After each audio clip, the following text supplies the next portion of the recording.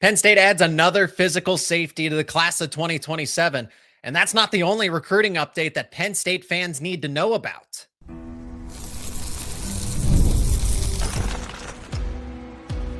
You are Locked On Nittany Lions, your daily podcast on the Penn State Nittany Lions. Part of the Locked On Podcast Network, your team every day. We have good news to talk about. We also have some not so good news, the ebbs and flows of recruiting. My name is Zach Sako, your host as always. Thank you so much for being here as we are talking Penn State football recruiting. Penn State picks up a commitment from three-star safety Caleb Cooper, but he's not just your everyday three-star. We'll talk about him first, and then we got to get to Penn State defensive back, who once again is back on flip watch after it seemed like his recruitment was shut down. He's good, and how things change in the modern day of recruiting. Friendly reminder to let me know your thoughts down in the comments section. We'll also get to what the outlook is, since there's a lot of movement here with the secondary between cornerback and safety. Starting things off with Caleb Cooper, 6 foot, 205 pound, strong safety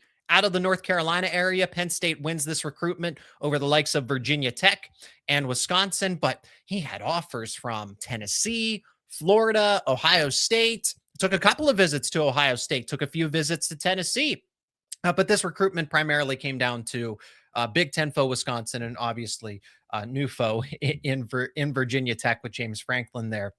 So this is a good win for Penn State, and the second physical safety that they get in this class of 2027, because Jonathan Gillette plays similarly, and Penn State checks that box. Caleb Cooper is, I would say, comparable to Marcus Neal.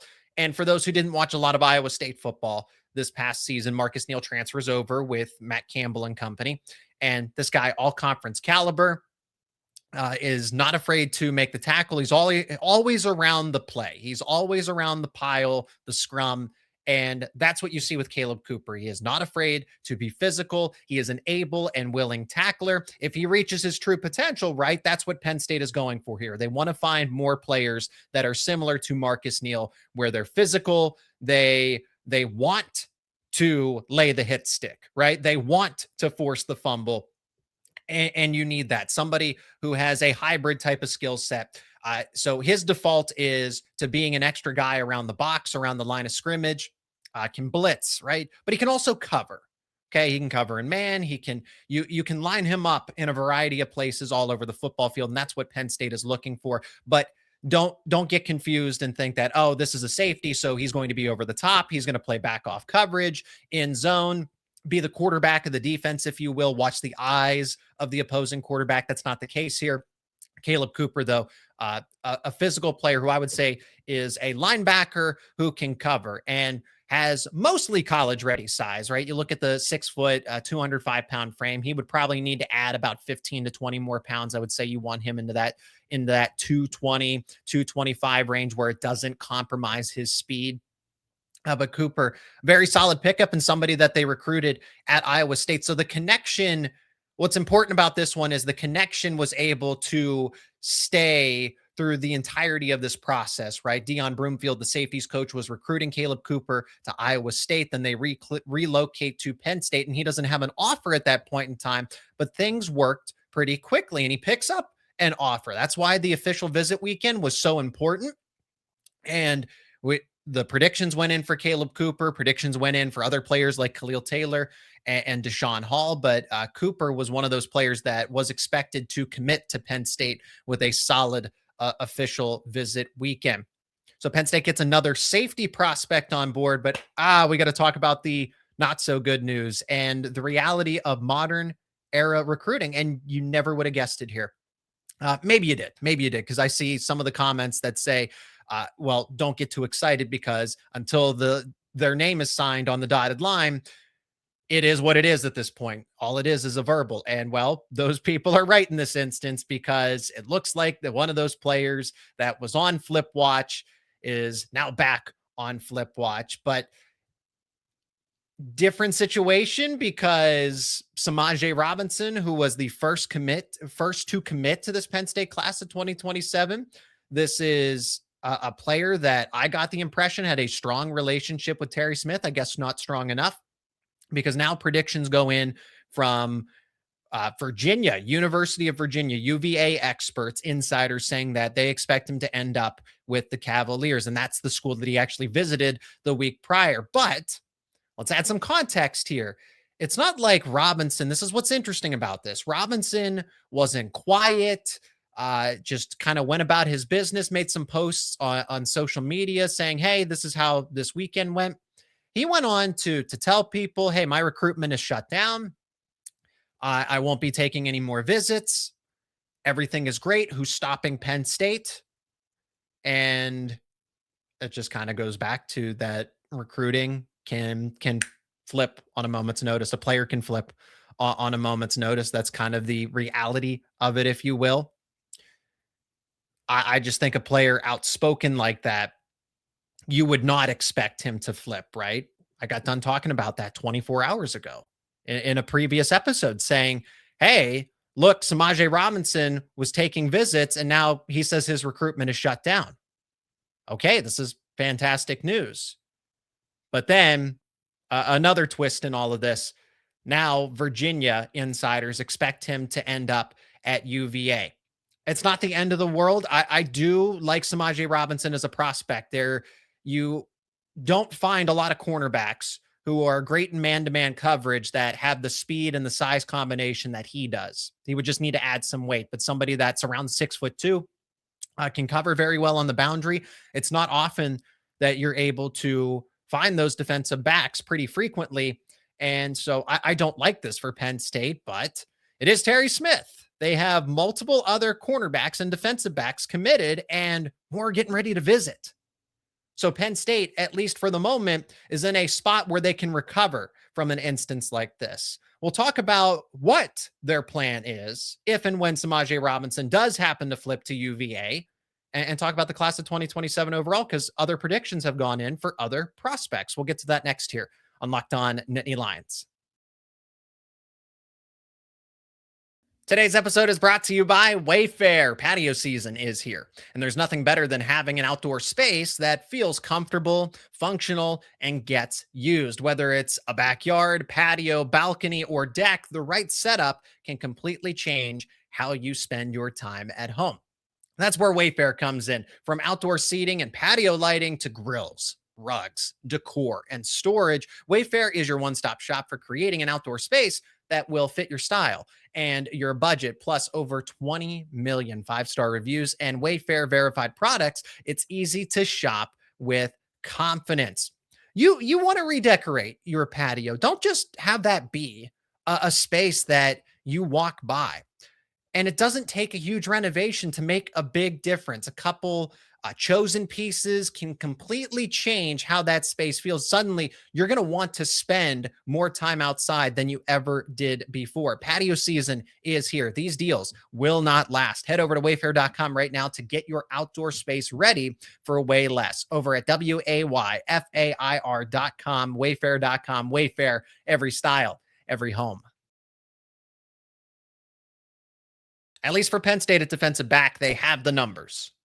They have multiple cornerbacks. They have now 2 safeties in this class, and they're recruiting another cornerback. So Penn State seemed to have a contingency plan, and we did talk about that with the cornerback situation. That why are they still recruiting cornerbacks if they already have 4 committed, and you just have to read the writing on the wall at that point in time. So I think it comes at a surprise that it ends up being Semajay Robinson, again, who was vocal about his commitment to Penn State and everything and doing some peer-to-peer recruiting. Why would you do that if you were getting ready to flip to a different school? But I guess I don't fully understand that at the end of the day, and it might just point to the sign of the times of modern day recruiting. In Penn State's case, they still would have 3 other defensive back commits, one of which is a top 100 player in Kei'Shjuan Telfair out of the state of Ohio. In addition to that, you have Zachary Gleason, who did, for what it's worth, visit West Virginia, but it seems like things are still in good standing. But I guess we got to watch that one now, because we thought the same for Semajay Robinson. Karan Caesar just took his official visit to Penn State. He's another defensive back commit, and he's versatile. He could be a safety, he could be a cornerback, but for right now, Penn State is intending to start him out at cornerback. The Nittany Lions have Dhillon McGee getting ready to go on his official visit, and he'll be up in Happy Valley this weekend. This is a long trip for him. And Dhillon McGee has similar measurables, if you can believe that, to Semajay Robinson, both over 6 foot, can play, just versatile. They're athletic. They have a tall frame that is good against larger, taller wide receivers, right? You want tall cornerbacks against tall wide receivers. Go figure, I know. But Dhillon McGee is a player that is good in man, is good in zone. He's listed as a 4-star according to ESPN, but an industry 3-star, a top 400 player. And Penn State's going, this is an interesting recruitment because at SMU, Oklahoma, Texas, I would say primarily the Texas schools, SMU and Texas, seem to be the schools that are really pushing for him. But he's taken multiple visits to the Sooners. He's taken multiple visits to Penn State.